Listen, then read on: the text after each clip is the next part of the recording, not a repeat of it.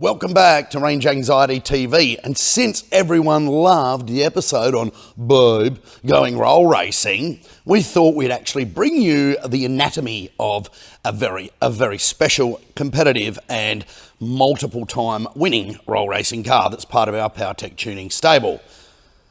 Those in the know will know that this car belongs to John Munro. He's a mad GTR aficionado, and myself and my offsider, Gareth Norton, were responsible for building this car from day one. It's been through a few different phases of development.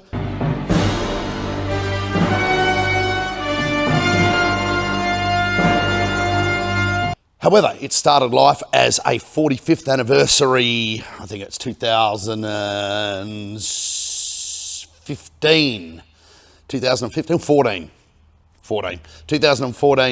gold GTR, very rare colour. These cars are extremely rare.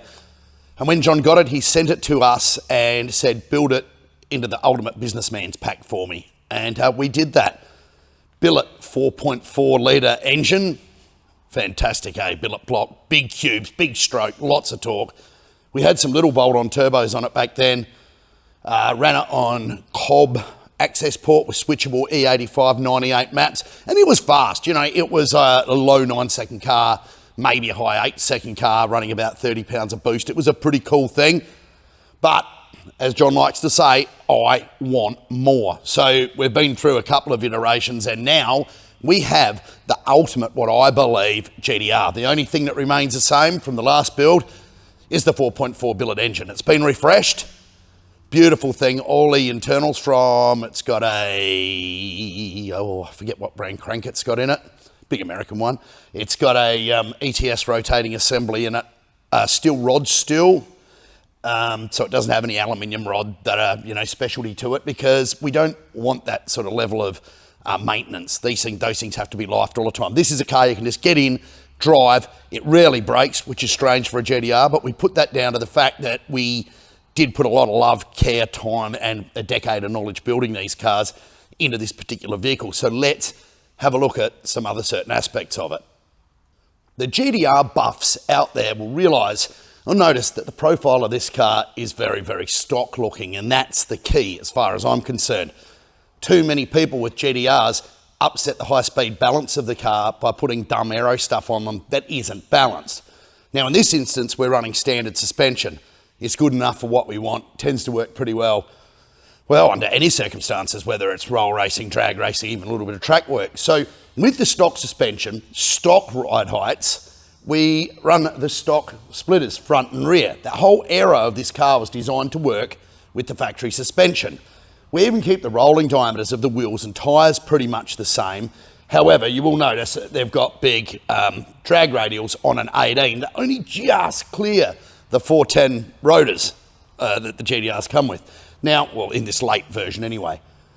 Thing here, though, is that we've replaced, in an effort to reduce unsprung mass, this is still a very heavy car.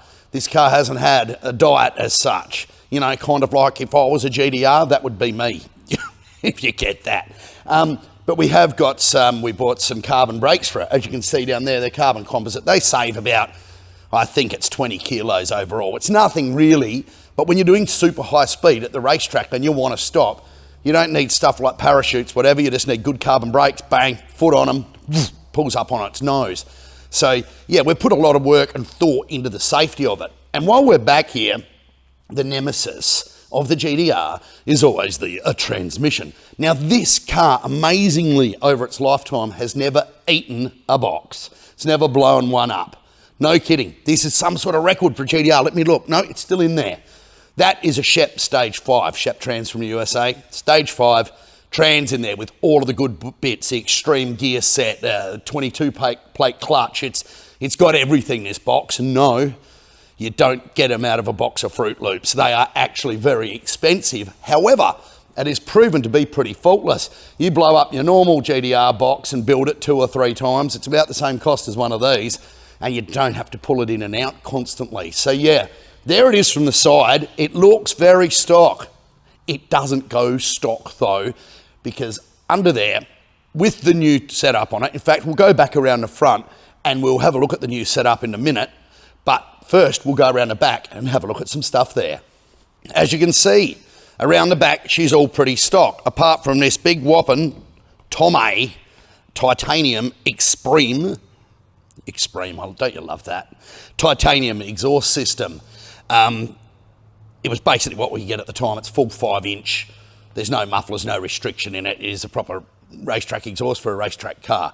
And yeah, just as a side note, for those that are interested, Tomei, great Japanese name, up there with G-Ready. We're going to run a competition. Who can tell me what G-Ready actually stands for? I know, but if you can answer in the comments, you might win one of these plaid bangles, and I will send it to you so you can say, hang on, I just gave the answer away, and I like Telstra's. So answer below, and we'll see what comes of it. So yeah, from the back, she's just got that typical big fat GTR bum, and it looks killer. But let's now move up to the front again, because we can see how this car puts its power to the ground through its 4 big drag radials and its Sheptrans Stage 5 box in the back with its big clutches. But what actually generates the power in the first place? We know it's a 4.4. We know it used to have small turbos on it, and it used to have standard ECU on it, but none of that applies anymore. So let's go back around there and have another squiz. Back to the heart of the matter. You have a look in this engine bay, and it looks like someone's tried to stuff an octopus into a jar. It's a very busy engine bay indeed. Dominated, obviously, by the big billet 4.4, big gold block it is, but you can't even see it, right? So John actually had the valve, the cam covers, 2-packed gold. And since we put the big Boost Logic manifold on top, you can't really see them either. There's just lots of hoses and lots of things going on. But the eagle-eyed observers out there in range anxiety land will notice that it's got not only the normal 6 injectors, it's got 12 injectors. It's got another 6 up top in the Boost Logic intake plenum. And they are run, they are 2000s, and it's got 1000s and 2000s. It's got 3000 cc of injector per cylinder. It's an odd setup, but it's a setup I like. There are reasons for that we may discuss, or you can ask me about in the comments. But it's now run by a Syvex Limited plug and play ECU, and they are just a fantastic thing. Extremely complex, like it's not something you go out and adjust with a screwdriver. It's like something you go out and get a university degree and then learn how to use. But it is a really beautiful thing. If you want control, it has control. I shouldn't be bandying around figures, but I'm going to. Who wants to know? Best we've seen out of this so far is about 1500 horsepower at the hubs at 35 PSI of boost through it now has an Extreme Turbo Systems Pro 1900 turbo kit. 35 PSI is nothing. I expect at 40 to 45, which it will be at very soon, if not by the time you watch this video, we should be seeing mid-16, 17s at the hubs on the mainline hub dyno. If you want the best, go to mainline. They're not Stellantis.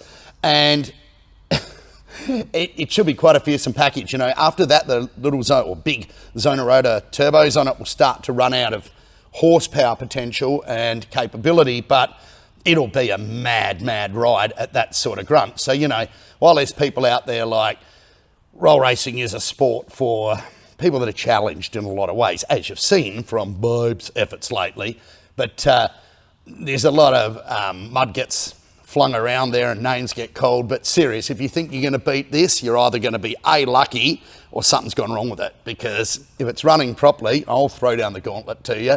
You ain't getting anywhere near it unless you're driving a Telstra. No, not even a Tesla will get anywhere near this thing, not even a Plaid, I wouldn't think. But yeah, so there it is under the bonnet. It is a really, really, really nice thing. The big Extreme intercooler from ETS on it. Everything's kind of ETS on the pipework side of it. Oh, Magnus dry sump, which is challenging to install, to say the least, particularly when you want to retain your air conditioning, because who knows when you might have to pull over the side of the racetrack, have a 20-minute talk on your Bluetooth with the air conditioning on. I mean, isn't that what everyone does? Well, that's kind of what John does, but hey, when you're a businessman, that's what happens. So let's see what it sounds like. You're probably sick of listening to me, so let's listen to the car. And this is going to be tough because this is cold. It hasn't been started for 3 days. and this is going to be to see if my signature tune works out properly. It's got to crank a few times to sync, but let's just see how it sounds. Righto, I'm not often down here on the ground, but the video photographer, you know the guy, has zoomed right in on the exhaust. So I'm about to tell you, here's the keys. I'm going to start it up and we're going to see how good a tune-up it really is and have a little listen to how good this thing really is. Let's go. Unlock. In the car. Ding, ding, ding, like a GTR does. Take a seat, Martin. Foot on the brake, and away we go.